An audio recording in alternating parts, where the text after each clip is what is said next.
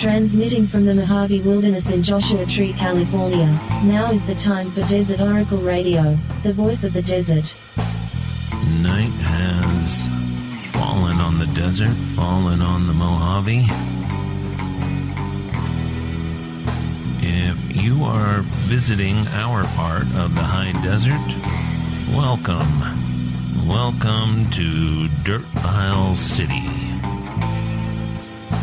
Dirt Pile City is named for the scenic piles of dirt and sand and rubble piled alongside every road and business and vacant lot in the area. You see, it rained a couple of weeks ago here in Joshua Tree. It rained pretty hard. And I missed it. I missed the excitement. I was out around Area 51 and the Salt Flats and the Ruby Mountains, running around up in the Nevada interior and Wendover, the biological weapons site where the Enola Gay crew trained to drop the bomb on Japan. It's an evil place, the evil seeping out of the salt-crusted land. It smells bad up there, too. Heading out of Salt Lake City is a particularly grim stretch of Interstate 80 through the Salt Flats, of course. It's like some dreary colony on a forgotten planet. Worker housing now and then, pipes coming out of the ground, great corroded pipes, lots of trucks and beat-up cars and weird smokestacks poking out of the sides of dead brown mountains. And when you finally get to Wendover, the Nevada side, called West Wendover, you are suddenly blinded by the flashing lights and the giant neon signs of a half-dozen casinos on the frontage road. And at the end of that road is what appears to be a Home Depot, but it's actually a liquor store. The biggest booze shop in the world, probably. And all the booze is cheap, and you can buy it 24 hours a day, and these shell-shocked Utah people are just grabbing everything, filling up giant shopping carts with gallons of every kind of booze. 10 o'clock at night, you haven't seen another human being for hours, and now they're swarming a giant liquor warehouse. Well, that was the night I heard a monstrous thunderstorm cell had stopped right over Joshua Tree for half the night and unleashed an absolute hell of lightning and hail and several inches of rain. Now, several inches of rain is about what we get around here per year. In these worsening days of the 21st century, you don't get much on a good year. Great rivers of sludge and boulders and mud and dead animals and slabs of asphalt ripped from the roads, that's what poured down the mountains in all directions. But especially the mountains that stick out between Yucca Valley and the tiny unincorporated settlement of Joshua Tree. There are channels cut into the existing creek beds to carry off the occasional rain and mud. But this time, none of the channels could deal with the deluge. The flood control channels could not control anything.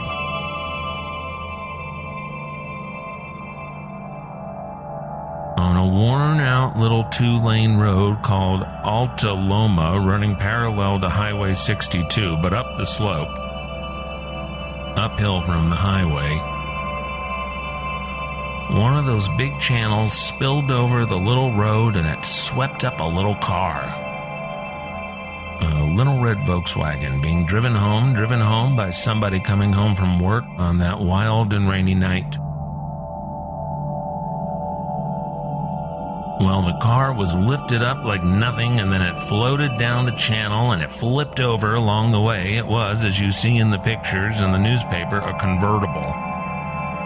And then it righted itself and wound up half buried in mud in the middle of the 4-lane highway in what we charitably called downtown Joshua Tree. Highway 62 was shut down right there, like every east-west road, every through road clogged with debris, sometimes 6 or 8 feet deep. The driver survived.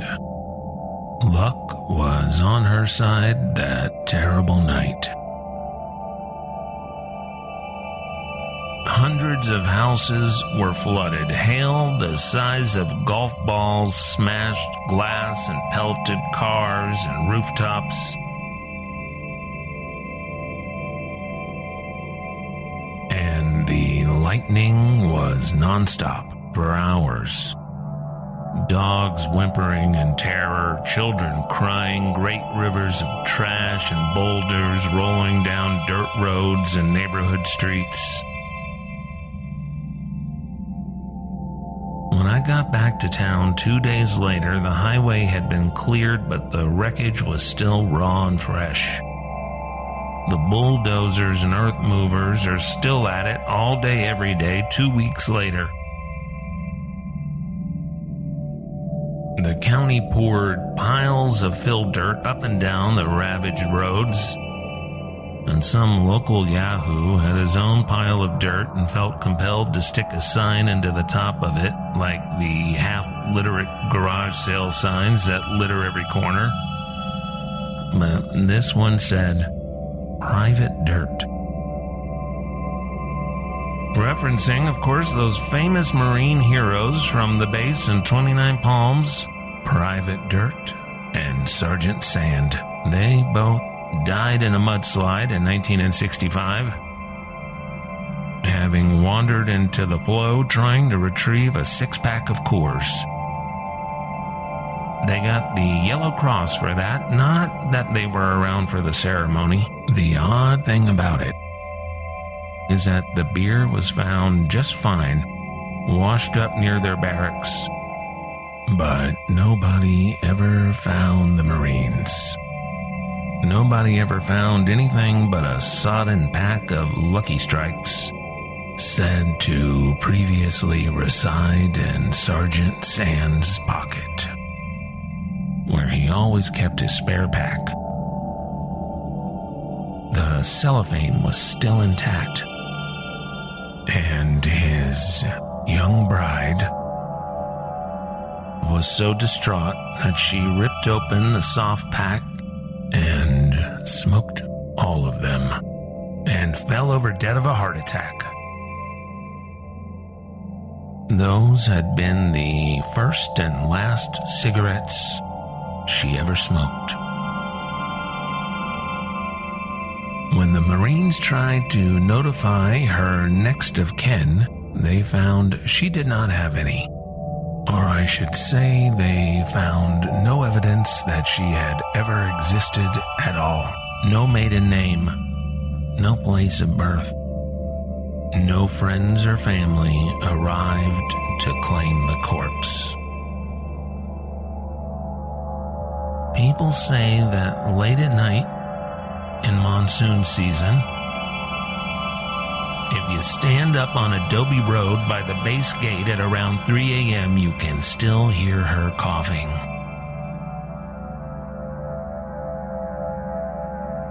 Of course, monsoon season isn't really a season anymore. The summer storms can come at Halloween time, Christmas, anytime really. Things are sure screwed around.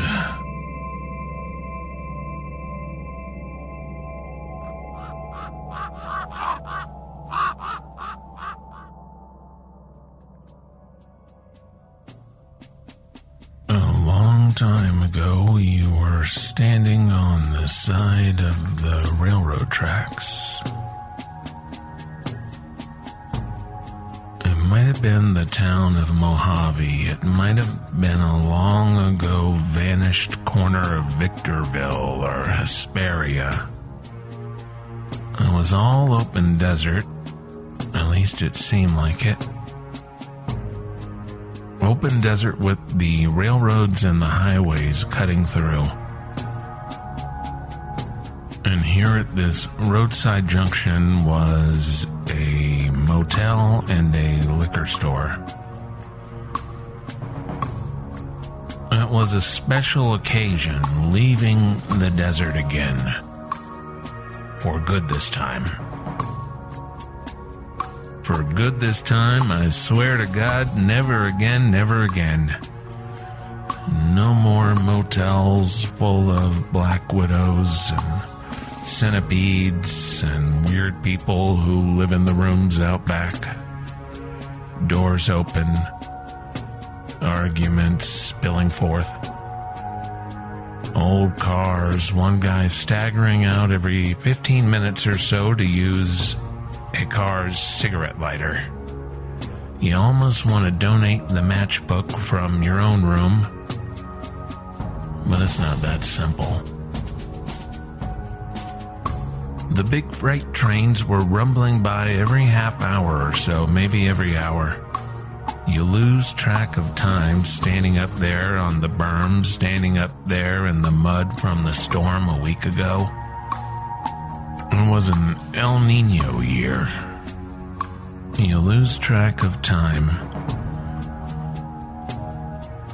Drinking this syrupy garbage, the only wine at the liquor store.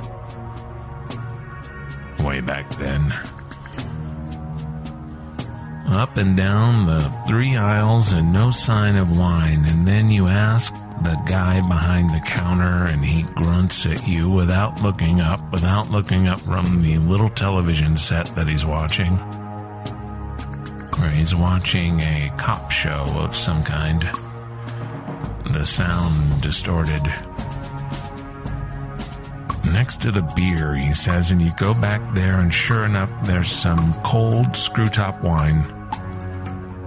One kind is purple and the other kind is pink. And you stand up there in the desert mud, drinking Mad Dog from your respective bottles, paper bag and all. And by the time the train comes along, you are prepared for the moment. Prepared to appreciate the moment.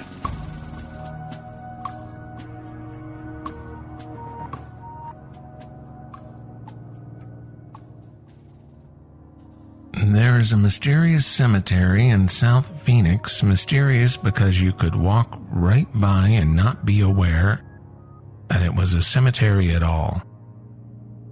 We spoke to Jenny Russell about her discovery of this strange place and about her efforts to discover its history and honor the many working people buried there in the expectation that their remains would rest in peace. There is, in South Phoenix, there is a cemetery. It's called the Sotelo Herd Cemetery. And between the 1880s and the 1920s, hundreds of Mexican laborers and their children were buried there. But after that time, the cemetery fell into a state of neglect and disrepair. And at this time, it appears to just be a vacant lot. There's no fence, there's no sign. Most of the monuments have been taken away by grave robbers. It's in, so South Phoenix, it is a residential area. It's called the Sotelo Herd Cemetery. If you Google it, you can find it.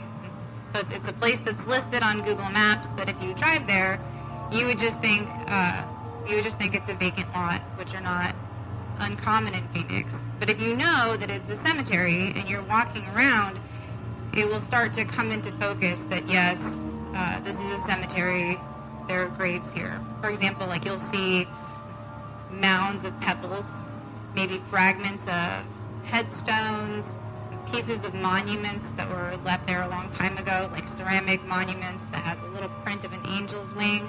And you can make out the graves, but mostly there's just broken glass, hypodermic needles, just kind of a typical Phoenix vacant lot. My brother was talking about it. It was October, so I thought I would take a seasonally appropriate walk there. I found there was like a boot heel with some nails in it, so like a very old-fashioned boot heel. These aren't like a modern shoe. And I wondered, like, could this be from one of the people that was buried here? And I thought, this couldn't be like a coffin. But when I was looking at the ground, I came upon a pile of bones. And when I bent down to take a closer look at them, it became clear that they were human bones. They were kind of like half buried. So it wasn't as if they had been unearthed, like nobody dug them out. They had just kind of been brought up by maybe the rains or the elements or just, I don't know, geology somehow.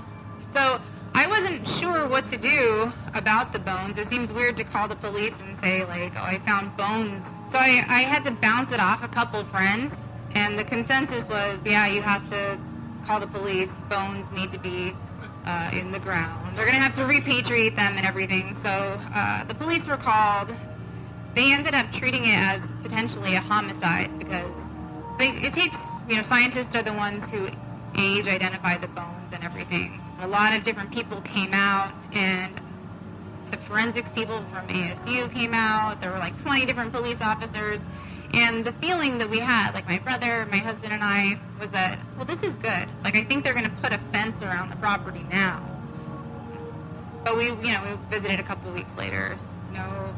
No fence. The property is still completely unsecured, so any weird person who wanted like a human skull to put on their mantle would only have to just like take the bus down to South Phoenix and kick some pebbles around, and they could probably find one. The property owners were contacted, and the people who own that property are actually, it's a nonprofit who they help people to get FHA loans. So I don't know if they're like in over their head. It would obviously be a pretty major undertaking to identify all the graves and put everything back in the ground where it belongs. We did meet with a historian who works with Pioneer Cemetery Association, and we took a walk around the grounds. We wanted to see if there had been any active grave robbing or disturbing of the graves. And there's a foundation on the property, big foundation, where she said there was once a medical clinic.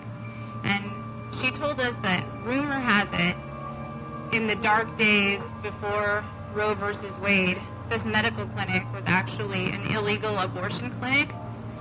And being so close to this long, neglected, abandoned cemetery, they used it as a dumping ground, or remains. So when bones are rising up, the little pieces of bones, you have to wonder if maybe there are some newer bones mixed in with the old. In what era was the clinic on the I grounds? would guess that this was like the 1950s or 60s. And burials stopped, you said? The 1920s. If anybody has like a body that a skeleton, like a literal skeleton in their closet that they've been wanting to offload, this would be unlikely to be detected. I'm not sure if people who live in the area are aware, but it's kind of troubling to imagine that people might literally be walking by the bones of their ancestors and be unaware of it simply because there's no monuments. There's no way of marking it as a cemetery. Originally, the cemetery was associated with the Sotelo Ranch, so like a very wealthy landowner, and most of the people who are buried there was employees at the Sotelo Ranch and their children. There's one grave there where there were like stones stacked on the grave. I don't know if that was just someone being weird or if it was someone trying to honor that person that was buried there. But when we took a walk around the cemetery with the historian, she said that there are some graves that are actively visited where there are fresh flowers being laid on the graves. So there are some people out there who are keeping track, who know and remember where their loved ones are buried. So they have to trek across this broken glass. And to be clear, there are no monuments.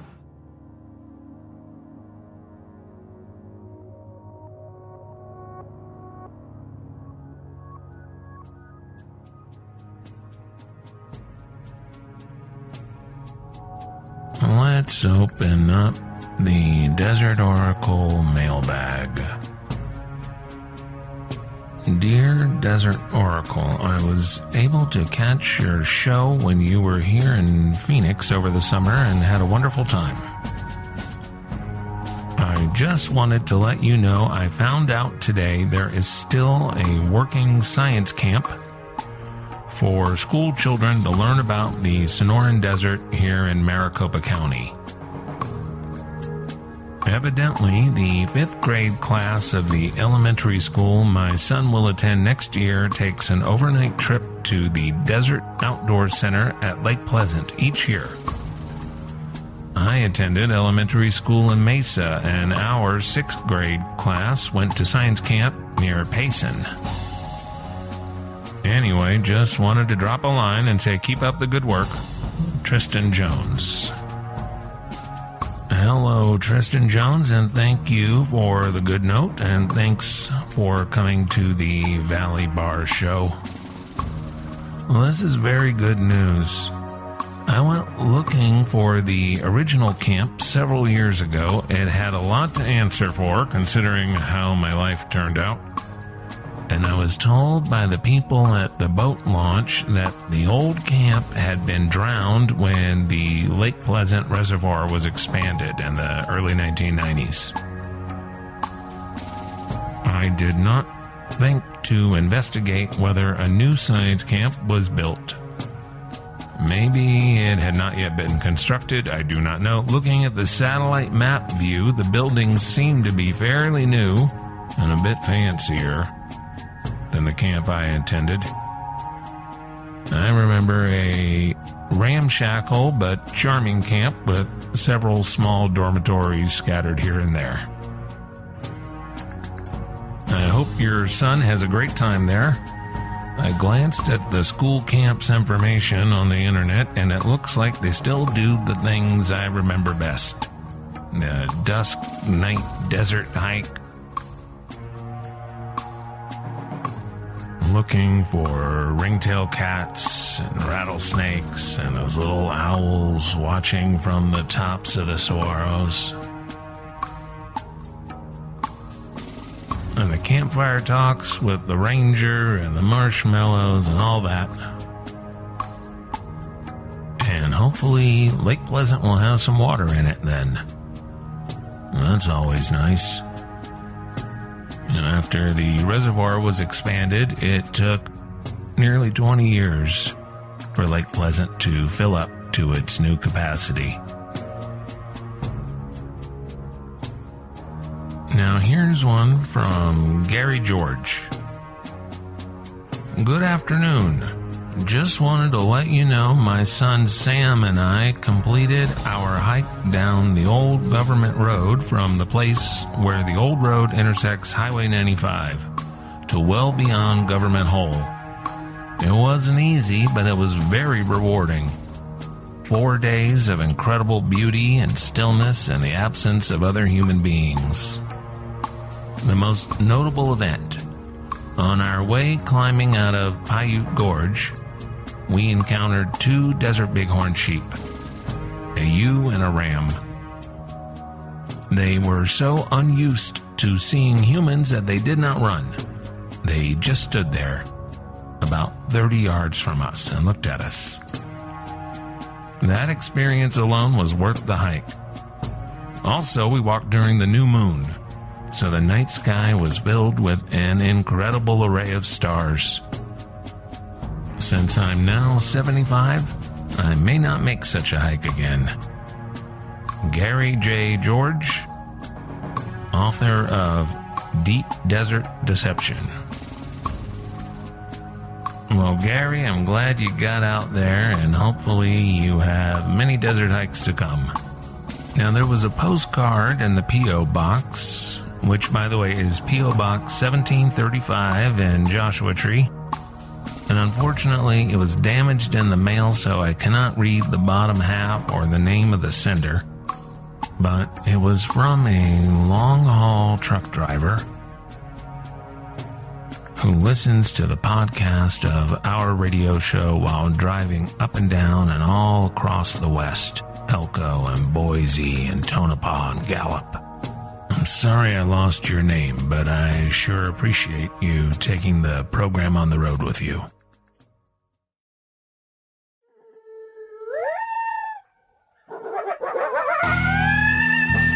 Well, it's Halloween time. Halloween time in the desert.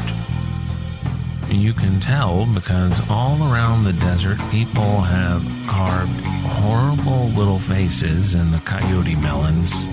And lots of people have put up more barbed wire and tires around their 2.5 acres of sand and creosote to keep out any potential trick-or-treaters. And the coyotes and the owls and the other voices of the night are all putting on their very best performances. And on Halloween night down at the Ace Hotel in Palm Springs, down the hill, spooky campfire stories and cocktails under the night sky outside around the campfire on October 31, 7 p.m. Outside with the coyotes howling, the children of the night, the raw, wild mountains rising up behind you, the Yucca Man approaching.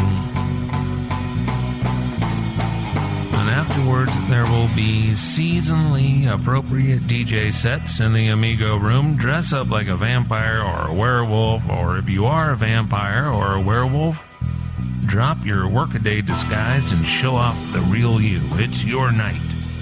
Don't let your domain be overtaken by the likes of sexy Spider-Man or sexy Mitt Romney or whatever. Save the night. You've been listening to Desert Oracle Radio, broadcasting from Joshua Tree, California. Subscribe to the podcast or listen live on the radio Fridays at 10 p.m. across the Mojave on KCDZ 107.7 FM from Amboy to Isaacs. Thanks to Jenny Russell for talking to us about the skeletons. Thanks, as always, to Red, Blue, Black, Silver for the soundscapes. I'm your host, Ken Lane. Find out more about our operation at desertoracle.com.